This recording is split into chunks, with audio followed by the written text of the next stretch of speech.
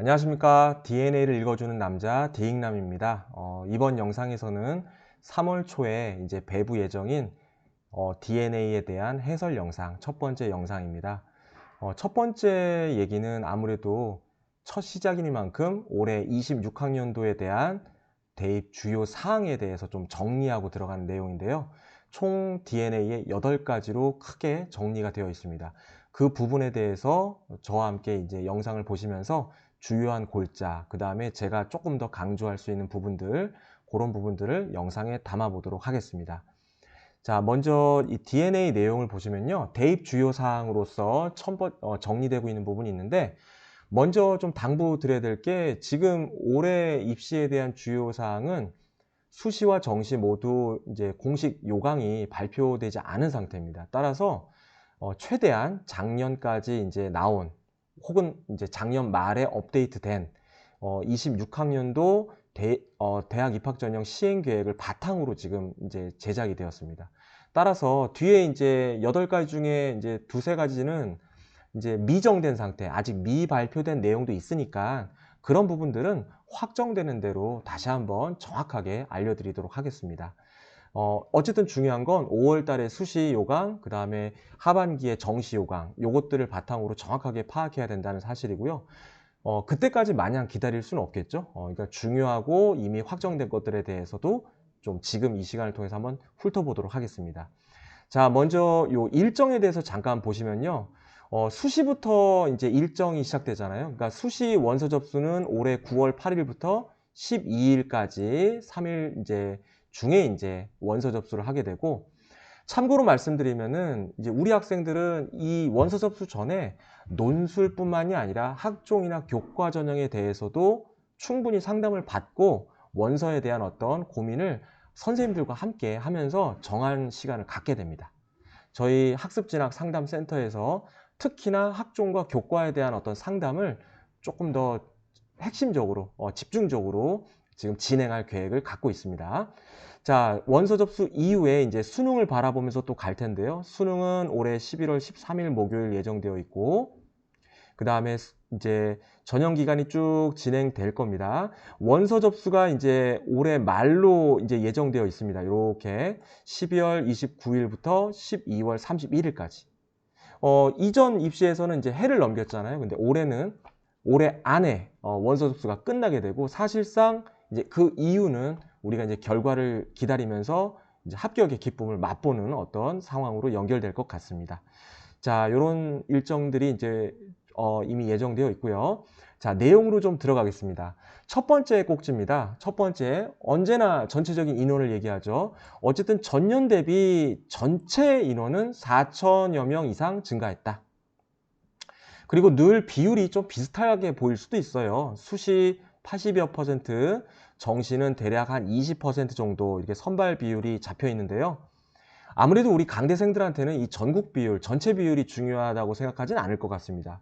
솔직히 말씀드리면 우리 학생들은 전부 다 명문대, 인서울, 그 다음에 좋은 학교 이런 것들을 목표로 갖고 있기 때문에 아무래도 여기 보시다시피 수도권 소재 대학 최소, 그 다음에 서울 소재 상위 15개 대학, 이런 대학들이 주요 목표 대학일 겁니다.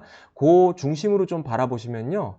여기 표로 수시 모집과 정시 모집에 대해서 각각 인원 변동 사항을 작년과 비교하고 있습니다.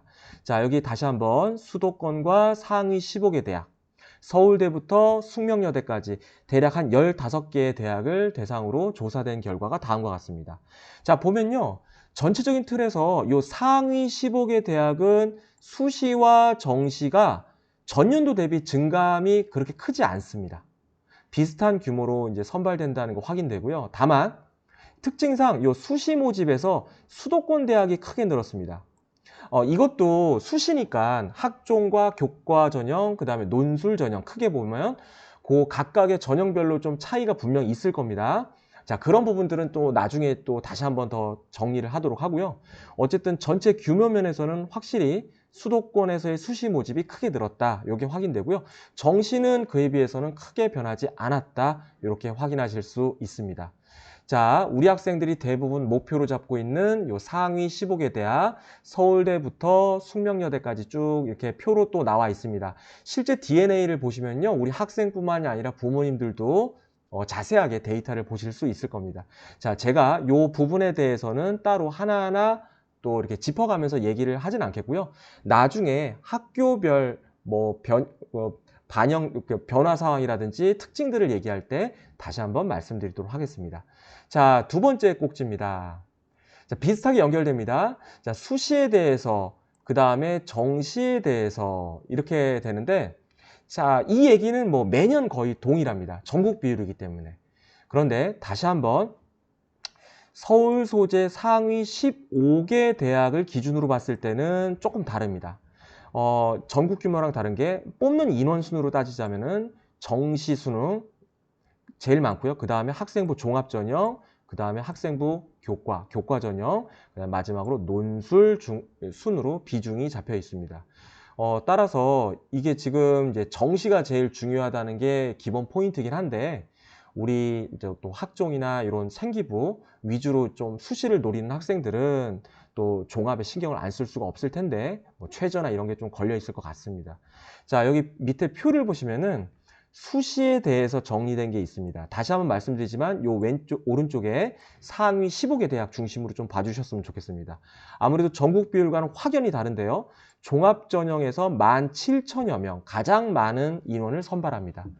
그 다음에 이제 교과전형 5,000여 명, 그 다음에 논술전형 4,000여 명인데, 이 논술 전형이 뭐 이제 적지 않기 때문에 현재 우리 강대 학생들, 많은 학생들이 논술에 대해서 더 신경을 쓰고 있는 상황이라고 보시면 되겠습니다. 자, 학생부 종합 전형이 상위 15개 대학에서 17,000여 명인데, 자, 뒤에 보시면 이제 요 정시 중심으로 좀 보시면요. 상위 15개 대학의 정시 선발 인원은 수능 위주라고 보겠습니다. 19,000여 명이다. 이렇게 보실 수 있습니다. 자, 그래서 오히려 학종보다도 더 많이 뽑는다. 요건 또 확인되는 부분이라고 보실 수 있습니다. 자, 세 번째입니다. 학폭 조치 사항이 이제 대입에 필수적으로 반영된다. 많이들 이 소식은 접해서 아실 겁니다. 이건 이제 이미 이제 결론이 난 상황에 대해서 이제 대입 과정에서 정량적으로 혹은 정성적으로 이제 점수를 깎거나 이제 페널티를 주겠다라는 얘기고요. 뭐 이 부분들은 이제 관련해서 뭐 안내로만 전달하고 더 이상 언급 안 하고 넘어가도록 하겠습니다. 이게 세부적으로 보면요, 조금 더 세게 이제 페널티를 주는 대학도 있고, 또 이 조치사항 정도에 따라서 또 좀 차이가 또 커지기 때문에 그 부분들은 나중에 세부적으로 학교마다 다르기 때문에 확인하셔야 될 부분이라고 보여집니다. 자, 제가 지난 시간에도 이제 잠깐 논술로 특집으로 좀 따로 말씀드렸는데, 국민대를 포함해서 신설된 학교도 있고요. 논술 관련해서 의학학 계열 자연계 논술 인원이 증가했다. 요거 이제 중복되는 내용이어서 간단하게만 하고 넘어가겠습니다. 이 뒤에 표를 보시면은 학교 수가 늘었습니다. 작년 대비 또 늘기도 했고요. 그리고 이것도 세부적으로 보셔야 됩니다. 제가 수시, 그 다음에 논술 전형 관련해서 또 이야기할 시간이 분명히 있을 겁니다. 그때 더 자세하게 대학별 상황, 또 논술 고사에 대한 특징 이런 것들에 대해서도 정리해서 영상으로 올려드리도록 하겠습니다. 자, 다섯 번째로 넘어가겠습니다. 수시, 수능 최저학력 신설 대학이 증가했다. 그러니까 여기 보시면요, 우리 학생들이 관심 갖는 대학들이 있어요. 여기 지금 내용에도 나오지만 특히나 경희대가 있습니다. 경희대 네오르네상스 학종입니다. 그 다음에 이화여대 고교 추천 전형이 있습니다. 이것도 우리 재수생들이 지원 가능한 교과 전형입니다. 그 다음에 한양대 논술. 아무래도 논술 준비하는 학생들이 많은데요. 한양대가 최저가 없는 논술로 원래 좀 대표 주자였는데 올해 이제 전면적으로 3합7이라는 최저를 도입했습니다. 자, 이게 아무래도 좀 영향이 클 수밖에 없기 때문에 우리가 좀 신경을 써야 될 부분인데, 요 표로 보시면 다시 등장합니다. 요 네오르네상스 전형이 있습니다. 전년도에 없었지만 올해 3합4로 이제 신설됐고요. 최저가. 자, 의치한약 기준으로 지금 들어가 있습니다. 자, 고려대는 이미 작년에 논술 시행했는데 올해 1괄 4.8 이렇게 최저가 잡혀 있고요. 그 다음에 아까 언급한 대학 중에 이화여대가 있는데 없던 최저 없었던 상태에서 2합5로 지금 교과 전형 신설됐습니다. 그래서 요 전형들은 우리 재수생들한테도 나중에 수시 상담할 때 좀 참고가 될 내용이어서 언급을 하고요. 이화여대는 이제 고3, 뭐 보통 현역이라고 부르는 고3하고 25년 2월 이후 졸업생이니까 재수생까지 지원이 가능합니다. 자, 반면에 우리 여기 시립대나 시립대에서 보이는 요 교과전형, 그 다음에 숙명여대 교과전형 등은 우리 N수생들도 지원이 가능한 교과전형입니다. 사실 아시겠지만 고3까지만 현역들만 지원 가능한 교과전형도 꽤 많습니다. 서울 소재 대학 중에서 그런 학교들은 이제 일단 제외를 하고 가능한 대학교 중에서 변화사항을 확인하실 수 있습니다. 자, 그다음 6번째 얘기입니다. 자, 정시로 좀 넘어올게요. 정시에서 이제 학생부를 반영하는 대학이 이제 더 늘어났습니다. 점점 늘어나는 추세고요. 또 다른 얘기입니다. 탐구 가산점 부여 대학도 증가합니다. 수학 가산점도 있고요. 탐구 가산점도 있는데 주요하게는 이제 탐구 가산점이 전면적으로 이제 도입됐다. 이렇게 보셔도 되겠습니다. 자, 여기 주요 내용사항 보시면요. 맨 처음 이제 서울대에서 2, 3년도 이제 내신에 대한 정성평가가 도입됐고요.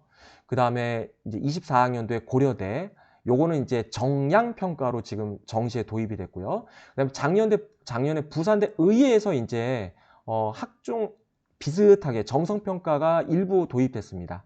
그런데 올해는요, 26학년대는 연세대, 그 다음에 성균관대, 사범대만 국한됩니다. 그 다음에 한양대 전체가 정시에 학생부를 평가 반영합니다. 자, 그래서 이제 세부 내용이 좀 중요할 것 같은데 방금 언급된 대학을 보시면요. 이미 기존에 하고 있는 대학들 서울대라든지 요 고려대를 제외하고 주요 대학 중에 연세대가 있습니다. 연세대 보시면요. 교과 5%씩 반영되고요. 나머지 전체적으로 다 교과 5%가 반영된다. 이렇게 보실 수 있습니다. 자, 그래서 여기 세부 내용이 다 있기 때문에 어떻게 반영되는지 교과 성적과 연세대는 출결사항을 활용한다. 이렇게 되어 있습니다. 아무래도 교과 성적이 좀 더 높아야 유리하다. 이렇게 보실 수 있고요. 자, 이게 얼마나 영향을 줄지는 나중에 더 분석을 좀 해보도록 하겠습니다. 자, 그 다음에 성균관대는 여기 사범대에 국한시켜서 여기 보시면 20% 반영한다. 이렇게 되어 있습니다. 자, 종합평가이기 때문에 아무래도 내용도 조금 더 볼 수 있을 것 같고요. 한양대 역시도 종합평가라서 전체적으로 내용까지도 좀 살펴볼 것 같습니다. 자, 그다음에 다른 얘기입니다. 가산점 얘기인데요. 일단 이제 지정 과목이 이제 전면 폐지됐고요. 서울대 제외하고는 주요 대학은 거의 다 폐지가 됐고요. 그에 따라서 이제 지정 과목이 폐지됐기 때문에 가산점이 도입된 대학이 많아졌다. 이렇게 보시면 되겠습니다. 그래서 이제 내용적으로도 좀 적혀 있는데 뒤쪽에 보시면 이제 간단하게 표로 정리되어 있습니다. 여기 상위 15개 대학의 가산점 이제 수학과 과탐 중심으로 사탐 중심으로 좀 나와 있는데 대부분 미적 기하에 대한 가산점, 그 다음에 과탐에 대한 가산점입니다. 그래서 올해 이제 들어간 학교가 여기 신설된 게 고려대가 있고요. 그 다음에 홍익대, 숙명여대 이런 학교들이 좀 대표적입니다. 작년까지는 이제 지정 과목이 있었던 거죠. 자, 폐지되면서 신설됐다. 그래서 고려대도 3%, 그다음 홍익대도 자연계에서 수학 가산점, 과탐 가산점, 숙명여대 인문의 사탐 가산점, 자연의 과탐 가산점 이렇게 3%씩 들어갑니다. 자, 나머지는 이제 기존에 2, 5학년도에도 이제 비슷하게 존재했던 가산점들이고요. 뭐 일부 서강대에서 과탐2를 가산점 폐지했다. 이런 부분들. 경희대에서는 우리 사탐 선택자들한테는 조금 아쉬울 수도 있습니다. 올해는요, 사탐 가산점이 폐지됐습니다. 과탐만 살아남아 있는 학교도 있습니다. 자, 이런 변화사항들이 좀 있는데 그것들은 학교별로 좀 더 얘기할 때 다루도록 하겠습니다. 여기는요, 상위 15개 대학 중심으로 좀 있는데 이제 나머지 조금 인서울 주요 대학까지 조금 보시면요, 제가 참고로 다음과 같습니다. 여기 국민대와 광운대가 있습니다. 요 국민대 과운대가 있는데 요 미기에다가 표점 3% 가산점을 주는 어떤 상황이고요. 올해 기준으로. 숭실대 같은 경우는 자연 1계열과 2계열 좀 상황이 다르지만 각각 수학에 대해서 미기 7%, 미기 5% 가산점을 주는 예정입니다. 자, 한편 세종대는요. 이렇게 자연과학대학이나 생명과학대학, 요 자연생명 계열에서는 미기 5%, 나머지 이공계라고 하겠습니다. AI 융합대, 공과대학, IT 계열 이쪽은 미기 3%의 가산점이 예상되어 있습니다. 자, 과탐 가산점도 좀 보실까요? 자, 나머지 대학입니다. 인서울. 국민대에서는 자연계열에 대해서 표점 3% 가산점을 부여 예정이고요. 숭실대 아까 수학에 대한 가산점도 있었지만 과탐, 사탐에 대한 가산점도 존재합니다. 인문계열은 사탐 3%, 자연계열은 이제 최대 5%, 그러니까 각각 과탐별 2.5%, 2.5% 이렇게 최대 5% 가산점이 예정되어 있습니다. 자, 세종대 아까랑 비슷하게 계열별로 자연이나 생명계열은 과탐 5%, 그다음 나머지 계열은 3% 예정되어 있습니다. 자, 광운대는요, 전 계열에 걸쳐서 과탐에 대해서 3% 표점 가산점 부여 예정이고요. 상명대는 자연계열에 대해서 과탐 5%, 서울과기대 자연계열에 대해서 과탐 표점에 대한 7%. 자, 지금 이제 요강이 나오면 좀 더 정확하겠지만 일단은 뭐 큰 틀에서는 바뀌지 않을 것 같고요.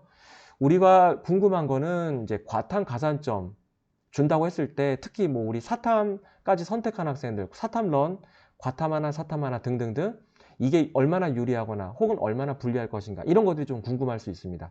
그런 부분에 대해서는 이 유불리의 문제는 추후에 좀 더 분석적으로 다뤄보도록 하겠습니다. 자, 다시 내용으로 돌아와서 7번째입니다. 무전공 선발 흐름은 지속된다. 사실 선발 흐름이 지속되는 것도 맞는 얘기고요. 근데 여기 이제 내용상 골자가 뭐냐면요. 지금 아직 발표하지 않은 대학도 분명히 있습니다. 지금 여기 보시면요. 이륙 전형 계획안을 수정하지 않은 대학이 많기 때문에 올해 규모를 단정할 수 없다라는 게 중요 전제 조건입니다. 따라서 이 부분은 아직 열려 있고요. 얼마나 늘거나 얼마나 뭐 좀 더 변화가 있을지는 추후에 두고 봐야 되는데 대체로 작년에 이미 많은 대학들이 이제 자율 선택을 열어뒀기 때문에 그 부분에 대한 수시나 정시 또 인기가 꽤 높았었습니다. 그 부분에 대해서 좀 더 확정되면은 영상으로 올려드리도록 하겠습니다. 그리고 이제 조금 더 이슈가 되는 건요, 요 연세대인데요.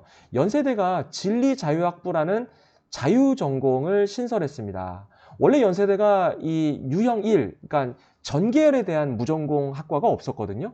뭐 예를 들어 상경계열이라든지 이제 이런 특정 계열에 대한 자율 선택은 있었는데 전체 자율 선택은 없었습니다. 근데 연세대가 올해 대거 262명을 선발할 예정이어서 이건 역시 기존 과의 모집 정원 감축도 예상되기 때문에 한 번 더 그 부분까지 들여다봐야 될 것 같습니다. 자, 마지막 이야기입니다. 뭐 상위권에서 의대를 목표로 한 학생들은 좀 초미에 더 관심사일 수도 있습니다. 이게요, 예정대로라면 전년 대비 500여 명 가까이 증가되는 게 사실입니다. 그러나 지금 이 의대 정원 조정 논의가 진행되고 있고요. 사실 이게 굉장히 표류되고 있기 때문에 아직 확정되지 않은 상태입니다. 아직 이제 정해지지 않았기 때문에 여러 가지 이야기들이 나오고 있습니다. 우리 학생들이 이런 거에 너무 귀 기울여가지고 민감하게 또 이렇게 여길 필요는 전혀 없습니다. 일단 결론이 나면 뭐 거기에 대한 대응은 얼마든지 가능하기 때문에 늘건 줄건 그대로 유지되건 간에 거기에 맞게 우리가 또 나머지 이제 계획을 짜서 나아가면 되니까 너무 여기에다가 신경을 곤두세울 필요는 없습니다. 자, 다만 이제 좀 더 는다라는 기존의 계획을 바탕으로 잡은 인원은 보시는 바와 같습니다. 자, 보시는 바와 같고요. 제가 조금 더 간단하게 표로 그냥 보여드리면은 정시 기준으로 보면 다음과 같습니다. 제가요, 여기 2, 4학년도까지도 지금 넣어놨거든요. DNA에는 2호, 2룩만 비교했는데, 그러니까 2사에서 2호가 크게 늘었잖아요. 그러니까 2호에서 2룩이 조금 더 느는데 2룩이 사실은 이게 좀 애매한 거잖아요. 그러니까 애매한 거니까 이게 어떻게 될지 모른다. 2룩은 사실상 어떻게 될지 모른다라는 걸 전제로 2사까지도 최악의 경우 이제 모집 정원이 원래대로 원점으로 돌아간다고 했을 때는 이제 2, 4년도 기준까지 좀 봐야 될 것 같습니다. 그런 부분까지도 조금 신경을 써서 보셔야 될 것 같아서 제가 이렇게 가져왔습니다. 자, 지금 수치가 조금 좀 수정을 좀 하면서 다시 한번 보여드리면 다음과 같습니다. 보시면요, 지금 이제 예정대로라고 하더라도 정시 부분에서는 지방권을 보면은 정시 일반은 오히려 조금씩 줄어든 데가 많아요.